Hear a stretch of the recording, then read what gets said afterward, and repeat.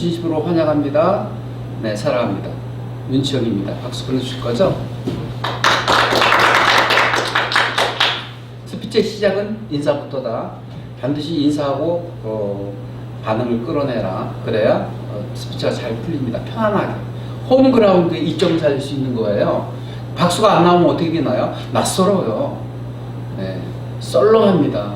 말을 풀어가려니까 가다가 막혀요. 네, 여러분들은 어느 편을 선택하시겠습니까? 홈그라운드의 이점은 최대한 활용하시기 바랍니다. 홈그라운드의 이점을 살리기 위해서는 여기 계신 분들을 내 편으로 만드는 거예요. 그럼 홈그라운드가 되는 거예요. 여기 계신 분들을 적으로 만드는 방법은 간단합니다. 네, 평가 모드로 가게 하는 거예요. 인사를 잘못하면 평가 모드가 되는 거거든요. 그럼 적장 속에서 홀로 있으면 얼마나 힘들겠습니까? 그러니까 반드시 스피치를 하시려고 하면 나와서 아주 정중하게 깊이 있게 박수를 받도록 인사를 하셔야 됩니다. 오히려 대접받고자 하는 말을 알려주셔도 됩니다.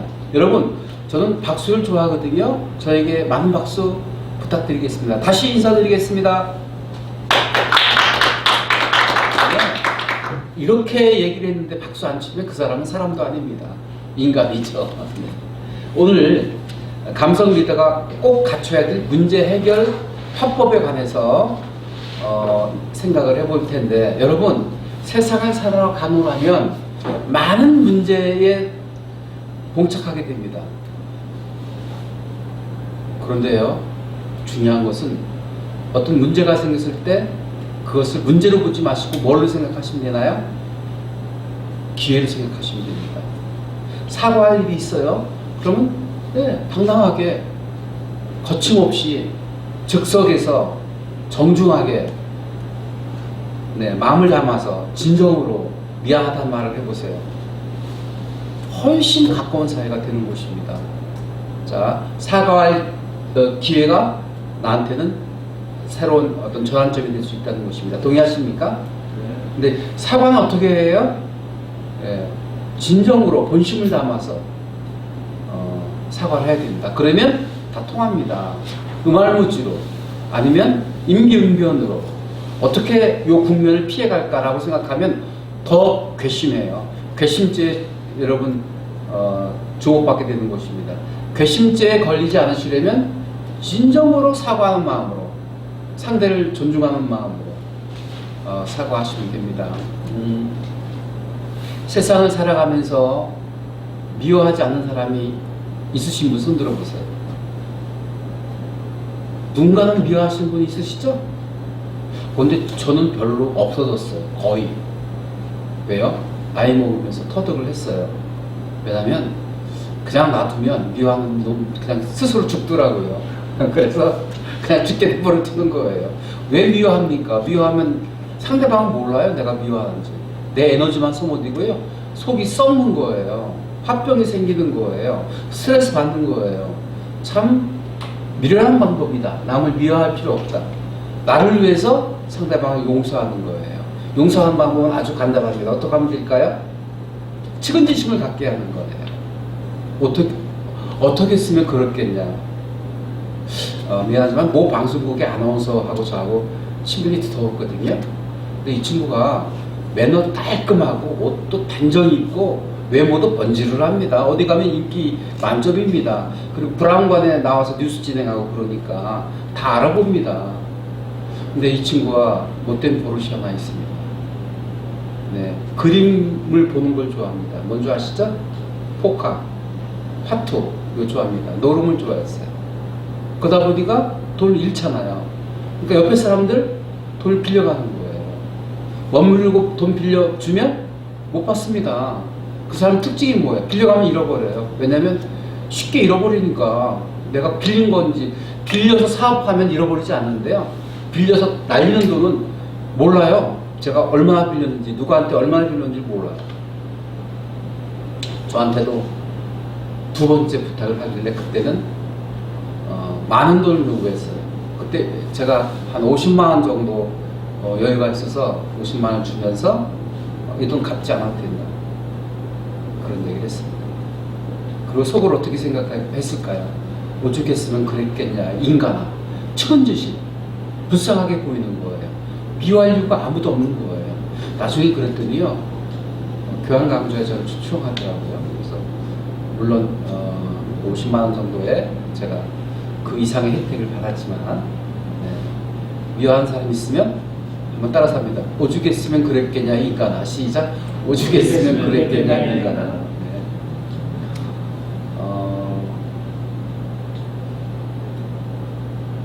인정, 이해, 감사 이렇게 갑니다. 자, 끼어들었습니다. 끼어들면 어떻게 돼요? 화를 벌컥 냅니다. 목사님도 화낸다고 그러더라고요. 욕한다고 그러더라고요. 네. 뒤에 가지고 있다는데 욕해보세요. 자식이 어떻게 생각하겠어요? 근데 쌍시옷 소리가 나온다고요. 나도 모르게. 무슨 새끼 소리도 나온다고요. 확 열받으면. 그때 인격이 드러나는 거잖아요. 인정하는 거예요. 어떻게 인정해요? 자, 끼어들었다. 그 다음에 이해. 얼마나 바빴으면 그렇겠냐. 감사. 사고 안 나는 게 다행이죠. 자, 따라서 합니다. 인정하면 이해하고, 이해하면 감사할 수 있다. 시작. 인정하면 이해하게 되고, 이해하면 감사할 수 있다. 그래서 모든 것을 어떻게 봐요? 일단 인정하고, 그 다음에 이해하고, 그리고 감사한 마음을 가지면 지금 화법이 다 정리가 되는 것입니다. 화법 이전에 뭐가 필요해요? 마인드. 내가 어떻게 바라볼 것이냐. 제가 정말 쓴 책 중에서 잘 쓴 책이 세상을 다 끌어안는 긍정화법입니다. 긍정적으로 바라보고, 긍정적으로 표현하고, 긍정적으로 행동하고, 긍정적으로 결단하고, 그런 안 될 일이 아무것도 없는 거예요. 만사 형통할 수 있는 것입니다. 내 안에 에너지가 긍정화되어 있으면 세상이 어떻게 닥쳐오더라도 다 수용할 수 있고, 끌어안을 수 있고, 극복할 수 있게, 이겨낼 수 있게 되는 거예요. 내가 받아들일 준비가 되어 있지 않기 때문에 세상이 어려운 거예요.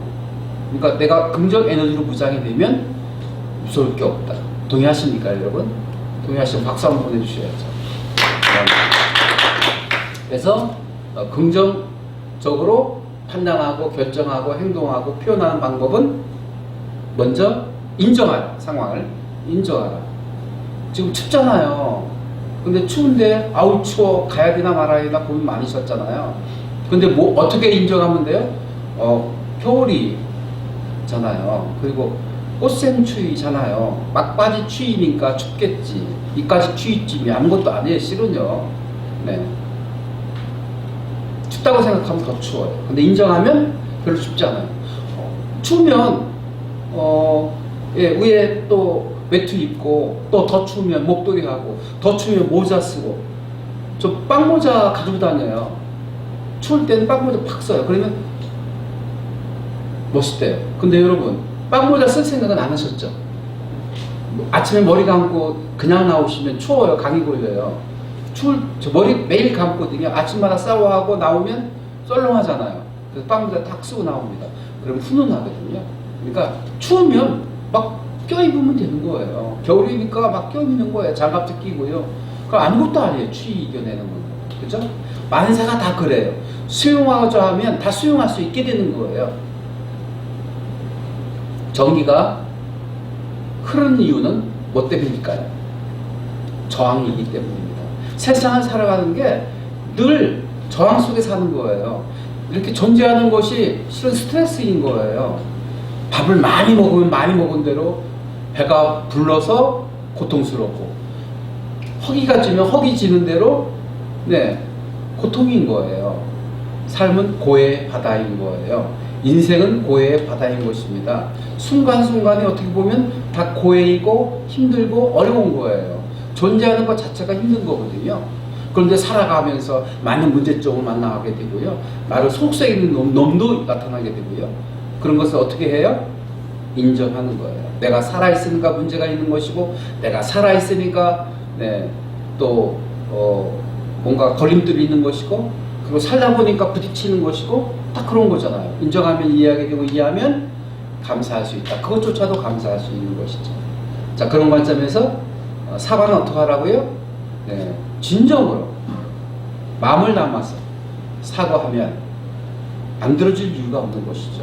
다 용서가 됩니다. 오히려 더 가까운 사이가 될 수 있는 거예요. 사과하지 않고 버티면 괘씸죄에 걸리는 거죠. 네. 내 눈에 흙이 들어갈 때까지 더 보지 않는다. 정말 적과의 동침일 수 있는 거죠. 그래서 사과는 어떻게 하라고요? 거기 보시면 변명을 덧붙이지 마라. 그 다음에 무엇이 미안한지를 구체적으로 말하라. 그 다음에 자신이 책임질 부분은 책임을 져라. 말로만 미안하다고 하면 어떻게 돼요? 내가 책임질게. 이거 미안한 건 뭐예요? 내가 결과를 책임질게. 접수사고 났어요. 죄송합니다. 제가 부주의로 당신 차에 손상을 입었군요. 보험 처리해드리겠습니다. 이러면 되는 거잖아요. 싸울 이유가 아무것도 없어요.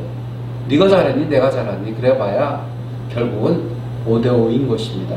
그래서 어떻게 해야 돼요? 물질적인 보상까지 해줘야 돼요. 그래서 사과를 가장 쉽게 하는 방법은요, 먼저 물질적인 것부터 보상해주는 거예요. 그리고 나서 진정으로 본심을 담아서 사과하면 사과를 안 들어줄 사람이 없는 것입니다. 동의하시죠? 사과를 가장 신속하게 하는 방법은 물질적인 것으로부터 먼저 보상을 해줘요. 내지는 선물을 먼저 줘라. 미안한 마음을 표시하라. 물질적인 것으로. 그런 다음에 진정으로 마음을 담아서 사과를 하라. 그리고 나서 뭐예요? 재발 방지 약속을 하는 거예요. 앞으로는 이런 일이 없도록 할게. 조심할게. 미안해. 정말. 네. 이렇게 하시면 되겠습니다.